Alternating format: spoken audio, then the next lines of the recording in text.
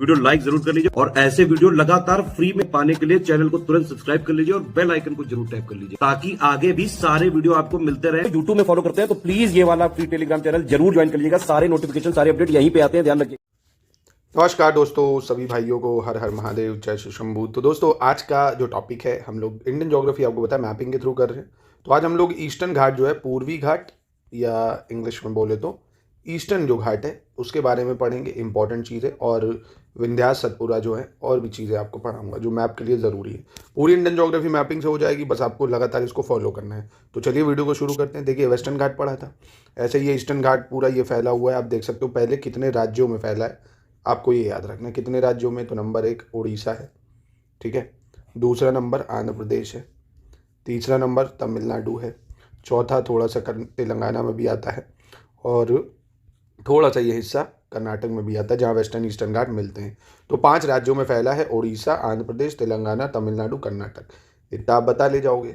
अब देखिए, ये जो ईस्टर्न घाट है, जैसे वेस्टर्न घाट थे ना, वो कंटिन्यूअस थे क्योंकि इधर ज़्यादा नदियाँ नहीं बहती हैं जो इनको तोड़ दें। इधर क्या है, सालों मतलब मिलियन ईयर से कृष्णा, गोदावरी है ना, कावेरी, इतनी नदियाँ बहती, तो इन सबको तोड़ के रास्ता बना लिया उन्होंने, इसलिए डिसकंटिन्यूअस रेंज है। डिसकंटिन्यूअस मतलब ऐसे है, फिर रास्ता है, फिर ऐसे ऐसे, ठीक है।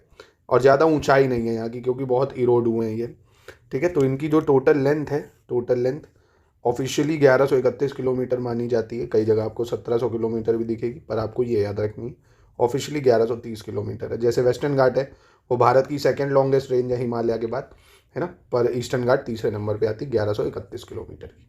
तो आपने 2 चीज़ें याद कर ली, क्या कि कितने राज्यों में है और इसकी लंबाई क्या है। अब देखिए, इसकी सबसे ऊंची चोटी हाईएस्ट पीक की अगर बात करें तो आपने पढ़ी होगी, 2 इसकी जो हाईएस्ट पीक मानी जाती हैं। एक कौन सी है, ये 2 चोटियाँ याद रखनी, जिंदागढ़ा और महेंद्रगिरी। देखिए, एनसीईआरटी वगैरह में महेंद्रगिरी दिया हुआ है, पर लेटेस्ट में अब जो ऑफिशियली माना जा रहा है वो ये है जिंदागढ़ा। ये कहाँ पे है, आंध्र प्रदेश में है। ये आपको दिख रहा है, ये आंध्र प्रदेश में है। और महेंद्रगिरी जो है आपका, ये उड़ीसा में है, ठीक है। ये कहाँ पे है, उड़ीसा में है महेंद्रगिरी। तो महेंद्रगिरी उड़ीसा हो गया, और जिंदागढ़ा आपका आंध्र प्रदेश। तो अगर पूछेगा ईस्टर्न घाट की सबसे ऊंची चोटी, तो आप बताओगे जिंदागढ़ा, ठीक है। और अगर जिंदागढ़ा ऑप्शन में नहीं तो महेंद्रगिरी बता देना।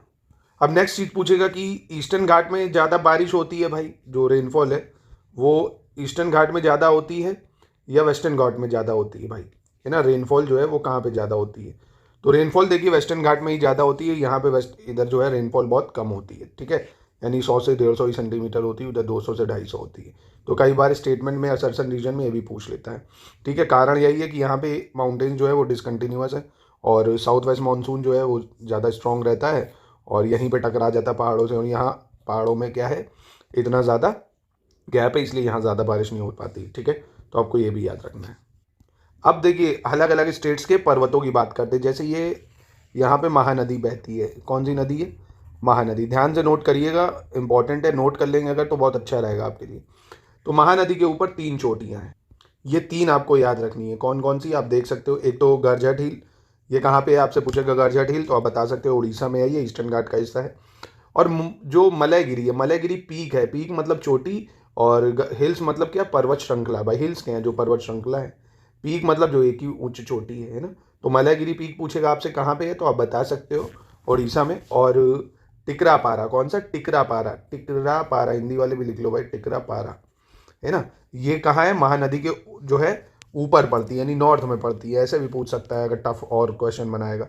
उड़ीसा में है ये, ठीक है। तो गरजट, मलयगिरी पीक और आपका टिकरापारा। और सबसे ऊंची चोटी जो है वो जिंदागढ़ा है, जो आंध्र प्रदेश में है। और महेंद्रगिरी पर्वत पूछ ले तो वो उड़ीसा में है, ठीक है। महेंद्रगिरी मैंने लिख भी दिया है, लीजिए महेंद्रगिरी, है ना। ये पूरे पूर्वी घाट की सेकंड जो है वो हाईएस्ट पीक है, यानी सबसे ऊंची चोटी है, ठीक है, महेंद्रगिरी। उड़ीसा में ये महानदी के साउथ में पड़ती है। कहाँ पे पड़ती है, महानदी के साउथ में, और वो पड़ती है महानदी के उत्तर में, ये 3। फिर देखिए, आंध्र प्रदेश में भी मैंने आपको बताया ना, जिंदागढ़ा जो सबसे ऊंची चोटी है भाई, है ना, 1680 मीटर के आसपास, ये सबसे ऊंची चोटी है जो आंध्र प्रदेश में पड़ती है। अब जिंदागढ़ा जो है यहाँ पे है, और फिर यहाँ बहती है गोदावरी नदी। ये कौन सी नदी है, गोदावरी नदी है। अब ये सब नदियाँ भी मैं बताऊँगा मैप से ही। गोदावरी नदी है, गोदावरी कर लेना इसको, गोदावरी नदी। तो ये गोदावरी नदी के कहाँ है, उत्तर में है, ठीक है। अब देखिए, गोदावरी और इधर जो बहती है आपकी कृष्णा, है ना, ये कृष्णा नदी है। गोदावरी और कृष्णा, इनके बीच में कोई भी पर्वत नहीं है, ये सबसे इंपॉर्टेंट है, ऐसे पूछ सकता है आपसे। जो डीप लेवल का सवाल अगर ज्योग्राफी बनाएगा पीसीएस लेवल का, आरओ या आरओ लेवल का, तो ये भी पूछ सकता है कि नदी के बीच में दक्षिण में कोई भी ईस्टर्न घाट में पहाड़ नहीं है।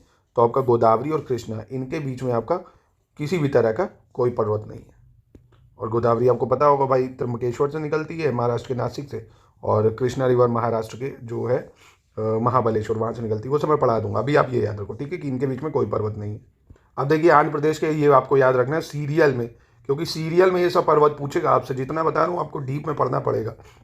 तो कृष्णा नदी के नीचे नल्लामल्ला हिल्स है, फिर वेनुकोंडा हिल्स है आंध्र प्रदेश में, शेषाचलम हिल्स है जहाँ पे तिरुपति बालाजी का मंदिर भी बना हुआ है, शेषाचलम हिल्स, फिर पालकोंडा और नागरी। ठीक है, ये आपको आंध्र प्रदेश के याद रखने। तो आंध्र प्रदेश में आप देख सकते हो जिंदागढ़ा, कभी आपसे पूछ लेना क्रोनोलॉजी में लगाओ उत्तर से दक्षिण में, तो जिंदागढ़ा, नल्लामल्ला, वेनुकोंडा, शेषाचलम, पालकोंडा और नागारी। ठीक है, अब ये तमिलनाडु की देखिए जो है, ये आपको याद रखना है, जो तमिलनाडु में पड़ती है, जवादी हिल्स, शेवरॉय हिल्स, पंचमलाई और आपका शिरुमलाई। प्लीज़ इनको याद रखना, क्योंकि ये ऐसे क्रोनोलॉजी में आपसे पूछ लेता है ना, और ऐसे मैं आपको बहुत मेहनत करके मैं सब आपको बता रहा हूँ डिटेल में। तो प्लीज़ इसको पढ़िए जरूर। और ऐसे ही एक्सक्लूसिव वीडियोस आप हमारे पेड ग्रुप में ज्वाइन करके लेके ना हर सब्जेक्ट की बहुत शानदार तैयारी कर सकते हैं। Test series, quiz, current affairs, सब कुछ आपको मिल जाएगा जो एग्जाम के लिए ज़रूरी है। देखिए, तो आप फिर से अब देखेंगे तो गरजट हिल, फिर मालगिरी पिक और टिकरापारा और महेंद्रगिरी। ठीक है, ये उड़ीसा की हो गई। जिंदागढ़ा, नल्लामल्ला, वेनुकोंडा, शेषाचलम, पालकोंडा, नागरी। ठीक है, फिर तमिलनाडु में जवादी, शेवरॉय, पंचमलाई, शिरुमलई, और पूरे ईस्टर्न घाट की सबसे ऊंची चोटी जिंदागढ़ा। ठीक है, और फिर इधर आपको पता होगा नीलगिरी, यहाँ पे ईस्टर्न घाट वेस्टर्न घाट मिल जाते हैं। नीलगिरी जो है वो पूछेगा आपसे ईस्टर्न घाट यानी पूर्वी घाट का हिस्सा है या पश्चिमी घाट का। तो नीलगिरी जो है ना आपका, वो वेस्टर्न घाट का हिस्सा है। किसका है? वेस्टर्न घाट का, यानी पश्चिमी घाट का हिस्सा है। अब दोस्तों बात करते हैं अरावली रेंज की। अब ये अरावली पहाड़ियाँ जो हैं ये ओल्ड फोल्ड है, पहली चीज़।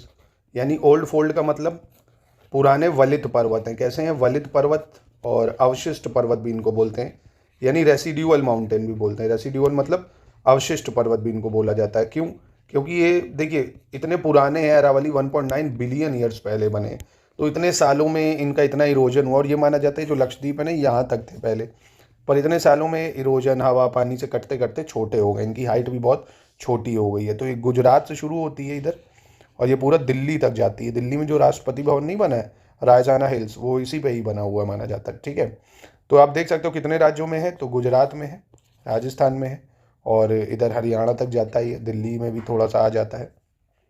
और जैसे जैसे इधर जाओगे ना दिल्ली तक, हाइट इसकी क्या होती जाती है? कम होती जाती है। ऊंचाई क्या होती जाती है? कम होती जाती है। अब इसकी सबसे ऊंची चोटी कौन सी है भाई? राजस्थान में ही जो माउंट आबू है वहाँ पे बनी हुई है गुरु शिखर। कौन सी? गुरु शिखर जो है वो अरावली की सबसे ऊंची चोटी है, गुरु शिखर। अब देखिए आपने क्या क्या पढ़ लिया भाई। हिमालयास की ऊंची चोटी पढ़ ली, कौन सी है भाई? Mount Everest. वेस्टर्न घाट की सबसे ऊंची चोटी कौन सी है? अनाईमुडी। ईस्टर्न घाट की सबसे ऊंची चोटी कौन सी है? जिंदागढ़ा। अरावली की सबसे ऊंची चोटी कौन सी है? गुरु शिखर, है ना। अब मैचिंग में भी आ जाए तो बता सकते हो।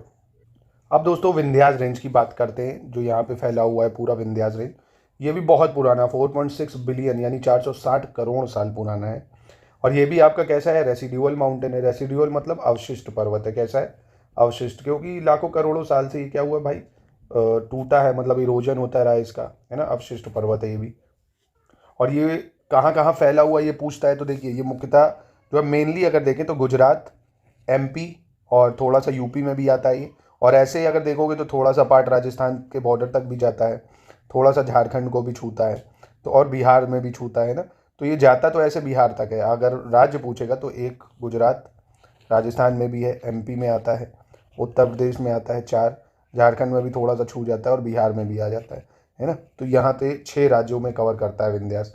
Gujarat, Rajasthan, MP, UP, Bihar, Jharkhand. और सबसे ज़्यादा जो है ये गुजरात और एमपी में आता है ना। टोटल जो इसकी लेंथ है वो कितनी लेंथ है भाई? इसकी 1200 किलोमीटर है। कितनी है? 1200 किलोमीटर लंबा है ये। अब आपने ये भी पढ़ा होगा विंध्यास के नीचे इधर से नर्मदा नदी बहती है। कौन सी? नर्मदा नदी बहती है ना। और इधर सतपुरा रेंज है। इधर कौन सी रेंज है? सतपुरा रेंज आपने पढ़ी होगी, है ना। तो वही एमपी में ही आती है। मतलब इधर विंध्यास बहती है, इधर नर्मदा, है ना, और ये इधर सतपुरा रेंज आ जाती है। ये कौन सी रेंज है? सतपुरा रेंज। अभी इसको भी बाद में बताऊंगा, अभी आप ये याद रखो खाली विंध्यास के बारे में। और इसी के विंध्यास के ऊपर इधर मालवा का पठार है भाई, मालवा पठार है।